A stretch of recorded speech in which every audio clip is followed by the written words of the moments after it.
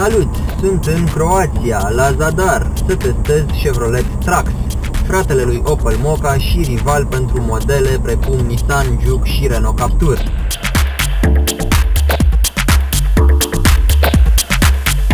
Spre deosebire de rivalii săi, Trax pune foarte mult accent pe latura practică. Spătarul scaunului din dreapta față se poate rabata pentru a putea încărca obiecte lungi, de peste 2 metri.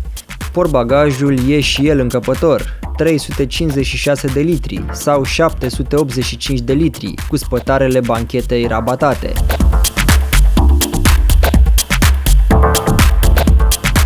Sunt câteva elemente care îmi plac în mod deosebit la Trax. În primul rând este vorba de design, atât în interior cât și în exterior este o mașină cu un design foarte coerent, iar în ceea ce privește exteriorul are niște linii foarte masculine, musculoase, care dau bine pe acest model.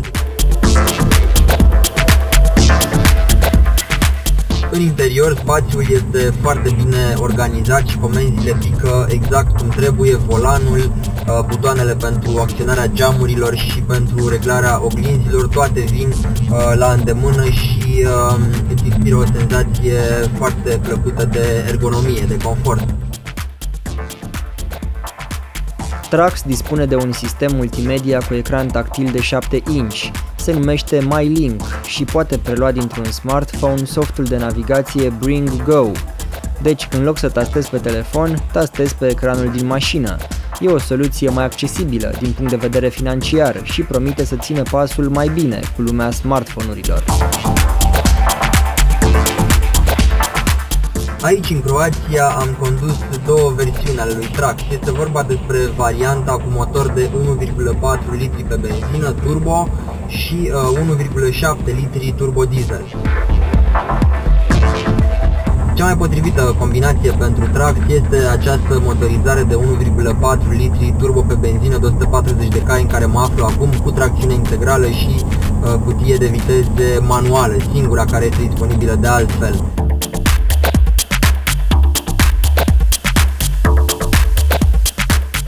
Versiunea turbo diesel pe care am condus-o ieri este neindicată, aș spune eu, pentru că motorul transmite în habitaclu foarte mult zgomot și vibrații. Imaginați-vă cum se aude un microbus Iveco Turbo Daily, dacă ați mers vreodată cu el. Ei bine, atât de tare se aude motorul în Chevrolet Trax. Cred că este cea mai gălăgioasă mașină turbo diesel pe care am condus-o vreodată. Am vorbit cu cei de la Chevrolet și am întrebat despre acest detaliu și spuneau că într-adevăr este o problemă cu insonorizarea și pe măsură ce mașinile vor ajunge la clienți în lunile următoare, acest inconvenient va fi rezolvat. Noi aici în Croația conducem niște mașini de preproducție, deci practic nu sunt chiar versiunile finale pe care le vor cumpăra clienții.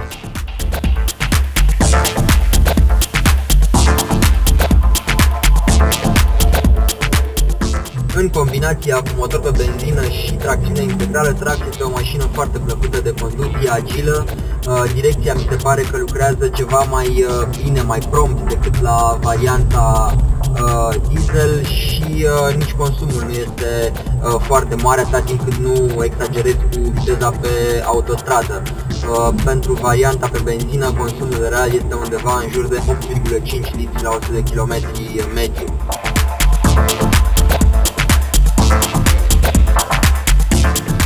Pe lângă lipsa unor motorizări și transmisii foarte moderne, Trax are unele limitări pentru a nu deveni prea scump și pentru a nu se canibaliza cu Opel Mokka. Spre exemplu, modelul Chevrolet nu poate avea deloc climatizare automată și nici faruri cu xenon. În concluzie, Chevrolet Trax poate fi o mașină foarte interesantă și practică dacă știi să o configurezi.